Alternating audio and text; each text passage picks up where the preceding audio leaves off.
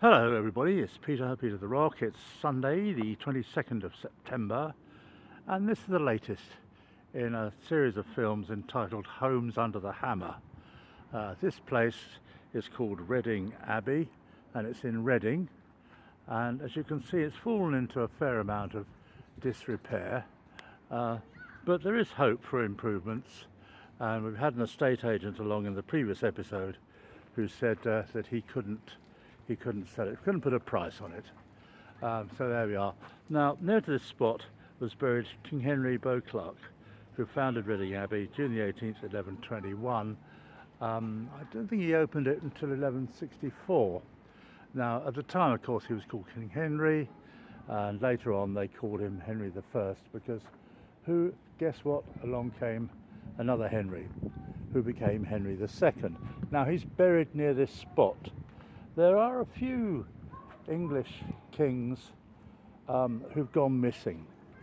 Most famously, Richard III, who was found under a Leicester car park about 10 years ago, and but there doesn't seem to be a car park in this abbey, possibly because they didn't have cars in those days. So I don't hold out much hope for finding Henry Beauclerk, which is probably French for Henry the Beautiful Clark, or possibly not. We're in the church of the abbey, so I will be a little bit sotto voce. Sotto voce, for those of you linguists amongst you, will know that it means speak softly. Now, the interesting thing is, as you can obviously see, that it's made from flint, and very solid it is too. King Charles I decided to blow it up, and there were massive explosions. It did cause quite a lot of damage, but quite a lot is left, thankfully. The flint arrived here a lot of it from Caen in France, which is a place dear to my heart. I don't know if you've ever been there. It's in Normandy. I do recommend it. There's an absolutely marvellous museum, possibly the best museum in the world, in Caen, that displays some of the aspects of World War II. But that doesn't mention any of that here, because they're focusing on the abbey. There's a UR here, thankfully, which is here. There you are, to help you. And we're in the Abbey Church, and we look as if we're in the south transept. The church is east-west, as they usually are. That's the east bit, and that's the west bit. And the west bit, there should be absolutely a huge door or windows, but there's just an open space. So it's just about recognisable as a church. Let's look at some dates. Henry I founded Reading Abbey. Henry II attends official opening of Reading Abbey. Reading receives royal charter from Henry III. So there's a big Henry connection here. But then, of course, Henry VIII came along a few hundred years later and rather messed it up a bit. Goodness knows what sort of building this would be if he hadn't done that. Probably one of the most glorious churches in Christendom, certainly in Europe. Founders Chapel, side chapel. This is a solid abbey. I think it was used in the Civil War, which of course was the Royalists, King Charles I's lot, against the parliamentarians, so-called Roundheads. And I imagine that this was a Royalist stronghold. I just don't know.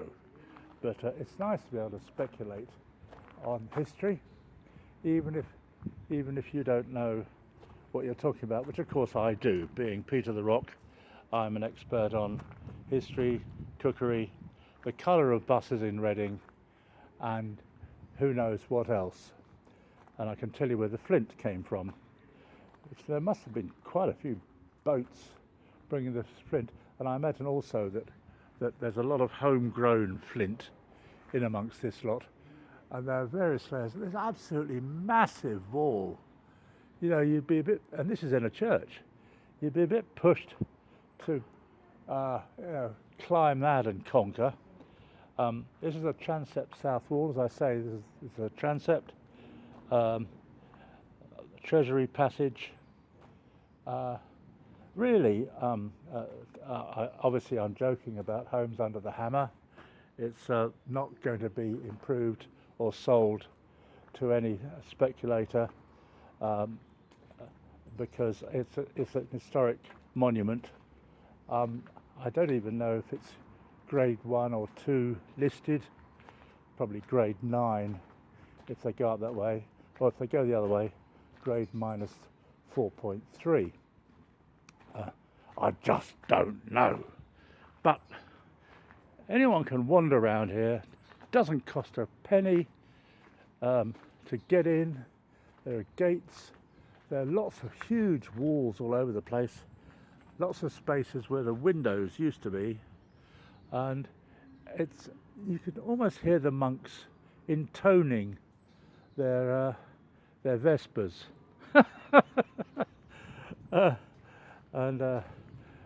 That's not a metaphor. It's what monks used to and still do. It's a Benedictine monastery, which means the monks were Benedictines. I think that's the origin of the word Benedictine, which is a drink these days. I'm sure monks liked a tipple, as most people apart from teetotalers do. And there we are. So this is a bit that's been repaired. It's obviously new, and I'm glad they're keeping it up. But for those of you who are interested to know which part of the Abbey we are in now, we are in the infirmary courtyard. In those days they didn't have hospitals, they had infirmaries, which are exactly the same thing. So of course monks tended to live and die in abbeys, and once they got very old, a lot of them got to be infirm, so they'd end up in the infirmary.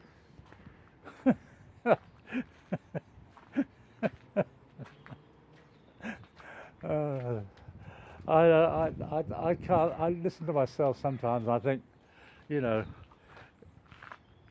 well, I won't say anything. But I marvel at what's left here, really. That's a very interesting pillar.